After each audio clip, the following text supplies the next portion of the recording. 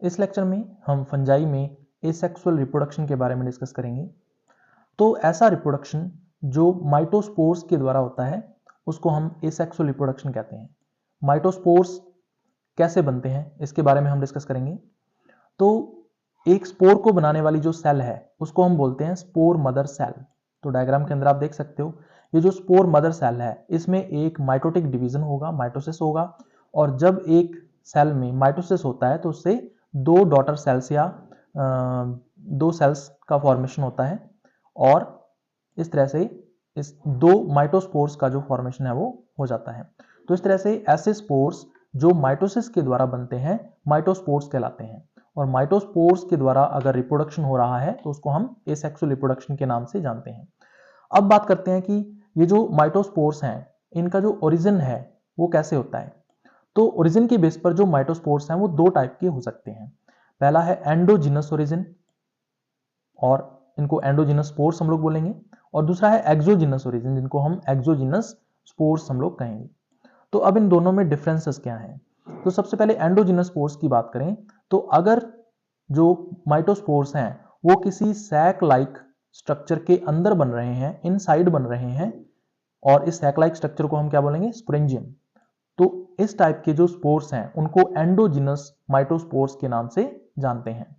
जैसा कि डायग्राम के अंदर आप लोग देख सकते हो यहाँ पे एक सैक लाइक स्ट्रक्चर है जिसको हम बोलते हैं स्पोरेंजियम। इस स्पोरेंजियम के अंदर इस तरह से आप लोग स्पोर्स जो हैं वो बनते हुए देख सकते हो। तो इस तरह के जो स्पोर्स हैं वो क्या कहलाएंगे, एंडोजिनस स्पोर्स कहलाएंगे।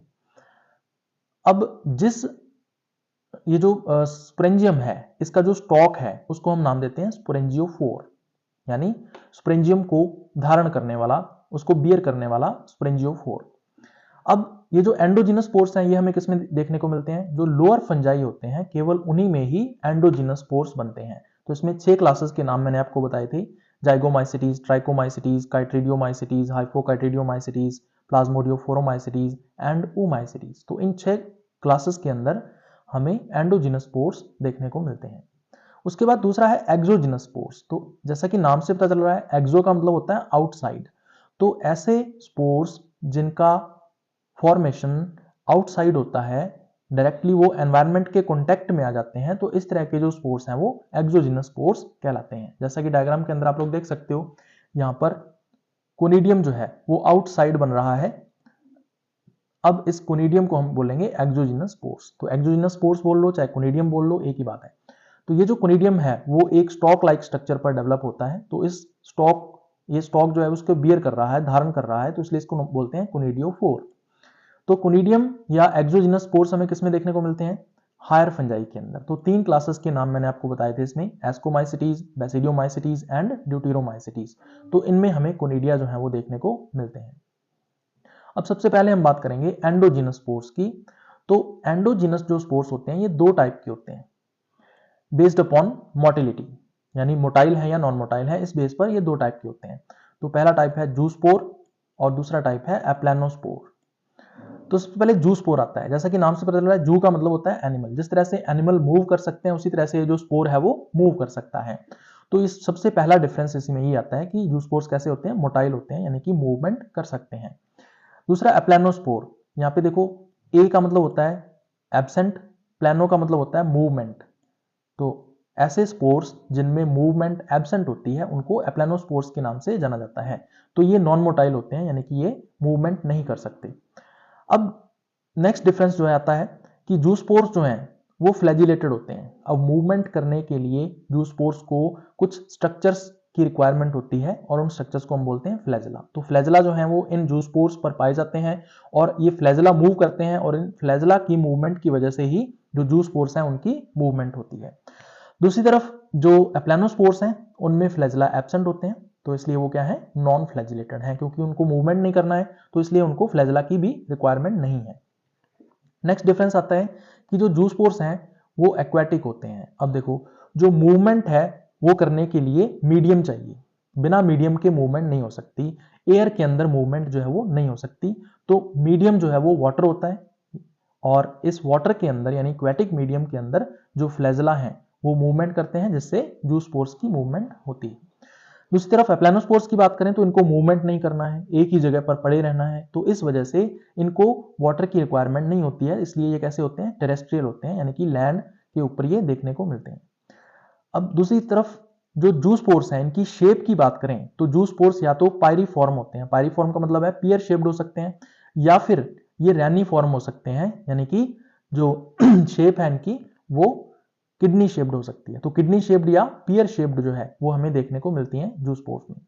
एप्लानोस्पोर्स की बात करें तो ये हमेशा ही स्फेरिकल शेप में देखने को मिलते हैं, तो स्फेरिकल शेप जो है वो एप्लानोस्पोर्स की होती है। उसके बाद नेक्स्ट डिफरेंस की बात करें तो जूस्पोर्स और एप्लानोस्पोर्स दोनों ही सैक लाइक स्ट्रक्चर के अंदर बनते हैं। अब जूस्पोर्स जिस सैक लाइक स्ट्रक्चर के अंदर इनका फॉर्मेशन होता है उसको हम बोलते हैं जूस्पोरेंजियम, जबकि जो एप्लानोस्पोर्स हैं वो जिस सैक लाइक स्ट्रक्चर के अंदर बनते हैं उनको हम बोलते हैं एप्लानोस्पोरेंजियम। तो ये दोनों के अंदर डिफरेंस है। उसके बाद एक टर्म आती है मीरोस्पोरेंजियम। तो मीरोस्पोरेंजियम हम किसको बोलेंगे, अगर सबसे पहली बात तो यह है कि ये एक टाइप की एप्लानोस्पोरेंजियम होती है, तो अगर ये एप्लानोस्पोरेंजियम रॉड शेप्ड है तब हम इसका नाम रखते हैं मीरोस्पोरेंजियम। तो अब डायग्राम के अंदर आप देख सकते हो ये एक मीरोस्पोरेंजियम है और इसका जो स्टॉक है उसको हम बोलेंगे स्पोरेंजियोफोर। अब इस मीरोस्पोरेंजियम के अंदर रॉड शेप्ड ही एप्लानोस्पोर्स पाए जाते हैं, तो रॉड शेप्ड एप्लानोस्पोर्स के लिए एक टर्म यूज की जाती है मीरोस्पोर्स। तो मीरोस्पोर्स जब भी टर्म आती है इसका मतलब आप समझ जाना कि रॉड शेप्ड एप्लानोस्पोर्स हैं वो। तो ये है एंडोजिनस स्पोर्स। उसके बाद हम बात करते हैं एक्सोजिनस स्पोर्स की। तो एक्सोजिनस स्पोर्स जो है उनको हम क्या बोलते हैं, कोनिडिया बोलते हैं। तो ये जो कोनिडिया हैं उनका फॉर्मेशन एक चेन की फॉर्म में होता है और बेसिपिटल ऑर्डर के अंदर होता है। बेसिपिटल का मतलब ये है कि बेस पर स्मॉल साइज का यंग कोनिडियम होगा और सबसे ऊपर की तरफ लार्ज साइज का मैच्योर कोनिडियम होगा। तो जैसे जैसे हम नीचे से ऊपर की तरफ जाते हैं वैसे वैसे जो कोनिडिया का साइज है वो बढ़ता जाता है और जो मैच्योरिटी है वो भी बढ़ती जाती है। इस वजह से ये जो ऑर्डर है वो बेसिपिटल ऑर्डर कहलाता है। अब ये जो कोनिडिया है वो 5 टाइप से अरेंज्ड हो सकते हैं, यानी कि इनकी जो अरेंजमेंट है वो 5 टाइप की होती है। अब एक एक करके हम इसको डिस्कस करेंगे। सबसे पहले आती है सिंगल कोनिडियम। जैसे कोनिडियो 4 है, इस कोनिडियो 4 के ऊपर एक सिंगल कोनिडियम जो है वो डेवलप हो सकता है, तो ये सिंगल अरेंजमेंट कहलाती है। दूसरी अरेंजमेंट आती है अनब्रांच्ड चेन की फॉर्म में। तो ये कोनिडियो 4 है, कोनिडियो 4 के ऊपर अनब्रांच्ड चेन की फॉर्म में जो कोनिडिया है वो डेवलप हो सकते हैं। तो आप देख सकते हो बेस के ऊपर यंग कोनिडियम है और जैसे जैसे हम ऊपर की तरफ जाते हैं वैसे वैसे इनका जो साइज है जैसे वो बढ़ता जाता है। यंग कोनिडियम सबसे छोटे साइज का है, जैसे जैसे हम ऊपर की तरफ जाएंगे वैसे वैसे जो साइज है वो बढ़ता जाएगा और सबसे बड़े साइज का जो कोनिडियम है वो सबसे ऊपर होगा, जिसको हम बोलेंगे मैच्योर कोनिडियम। तो ये दूसरी अरेंजमेंट है। उसके बाद तीसरी अरेंजमेंट आती है जिसको ब्रांच्ड चेन बोलते हैं। अब जो चेन है वो ब्रांच्ड हो गई, तो कोनिडियो 4 है, कोनिडियो 4 के ऊपर जो चेन है वो प्रेजेंट है। इसमें भी ऑर्डर कैसा रहेगा, बेसिपिटल रहेगा। अब ये जो चेन है, मेन चेन जो है वो साइडों में ब्रांचेस निकाल लेती है और इसलिए इसको बोलते हैं हम ब्रांच्ड चेन।